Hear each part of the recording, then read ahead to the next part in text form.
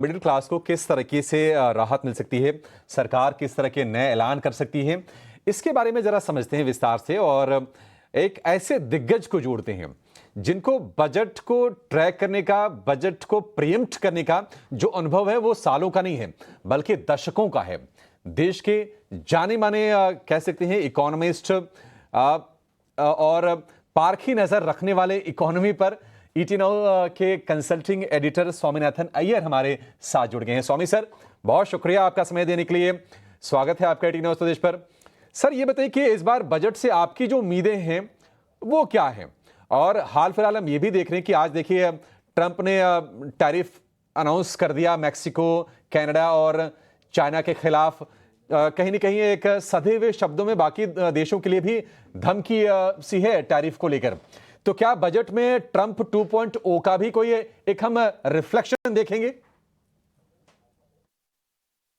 सच बोलें तो mister Donald Trump का साया इस बजट के ऊपर पड़ा है। अगर सोचो कि अब तक इंडियन इकोनॉमी ठीक चल रहा था, लग रहा था कि मिसेस सीतारामन बोलेंगे कि 6.5%, 7%, 7.5% अगले साल हो सकता है। मगर मिस्टर ट्रंप आए हैं, वो तो बोल रहे हैं कि मैं इनके ऊपर टैरिफ डालूंगा, उनके ऊपर टैरिफ डालूंगा, इसके ऊपर सैंक्शन, उसके ऊपर सैंक्शन। इसके वजह से जो आप देखते हैं, जो पैसा होता है पूरे दुनिया भर, ग्लोबल मनी, वो सब भाग रहा है इमर्जिंग मार्केट्स जो होते हैं, इंडिया, ब्राजील वगैरह से। पैसा, डॉलर सब इन्वेस्टर्स लेके बोल रहे हैं हम कोई सेफ जगह में जाना चाहते हैं और सबसे सेफ अमेरिका होगा। इसका वजह से अगर आप देंगे, हमारे जो फॉरेन इन्वेस्टर्स हैं वो स्टॉक मार्केट में बेच रहे हैं। उसकी वजह से हमारा स्टॉक मार्केट गिर रहा है और वो पैसे लेके वो हिंदुस्तान से बाहर लेके अमेरिका बेच रहे हैं। इसकी वजह से रुपया वीक हो गया। तो रुपया बहुत वीक हो गया, स्टॉक मार्केट वीक हो गया। इसकी वजह से एक क्वेश्चन मार्क है हिंदुस्तान में क्या होगा। ये चीज फाइनेंस मिनिस्टर के हाथों में नहीं है।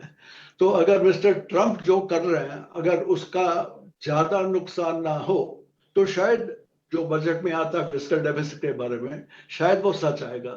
अगर मिस्टर ट्रंप के चीज वर्स्ट केस अगर आप देखेंगे, तब मामला काफी खराब हो सकता है। हमारा जीडीपी ग्रोथ कम हो जाएगा, रेवेन्यू ग्रोथ कम हो जाएगा, और इसकी वजह से फिस्कल डेफिसिट भी बढ़ जाएगा। और स्वामी सर, कंजम्पशन को लेकर चिंताएं है, इन्फ्लेशन को लेकर चिंताएं है, तो इस बैकड्रॉप पे इस बार बजट से किस तरह के ऐलान संभव है, किस तरह के अनाउंसमेंट्स निर्मला सीतारमण आज कर सकती है?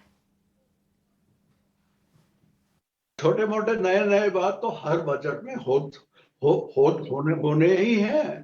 क्योंकि बजट जो है उसमें क्या होता है, सबसे पहले निर्मला सीतारमण बोलेंगी भाई इस सेक्टर में मैंने कहा किया, ये किया, ये किया, ये किया, इतने अच्छे चीज किए, अब आप ताली बजाइए और बीजेपी वाले ताली बजाएंगे। उसके बाद छोटे छोटे चेंजेस बहुत से लोगों के लिए करेंगे। मिडिल क्लास तो बीजेपी का बहुत सपोर्टर है और इसकी वजह से मिडिल क्लास के ख्याल में उनको थोड़ा टैक्स ब्रेक मिलेगा, शायद टैक्स एग्जम्पशन लिमिट ऊपर जाएगा, शायद स्टैंडर्ड डिडक्शन बढ़ सकता है। इन किस्म के चीजों के बारे में बातचीत हो रही है। हो सकता है कि ऐसे होता है। प्रोडक्टिविटी लिंक्ड इंसेंटिव जो है, लोग बोल रहे हैं उसको जरा बढ़ाइए और सेक्टर्स पर लगाइए, हो सकता है। लोग कह रहे हैं कि स्मॉल मीडियम इंडस्ट्रीज, अभी उनको जरा जान दीजिए, उनको भी और थोड़ा सब्सिडी दीजिए, हो सकता है। लोग कह रहे हैं कि जो बड़े बड़े सिलिकॉन फैब्रिकेशन है उसके लिए आप बड़े सब्सिडी दीजिए, वो शायद होएगा। स्वामी सर, बहुत बहुत शुक्रिया समय निकालकर आज हमारे साथ ईटी नाउ स्वदेश पर जुड़ने के लिए और बताने के लिए कि किस तरह की उम्मीदें बजट 2025 से हमें रखनी चाहिए। लेकिन आगे बढ़ते हैं।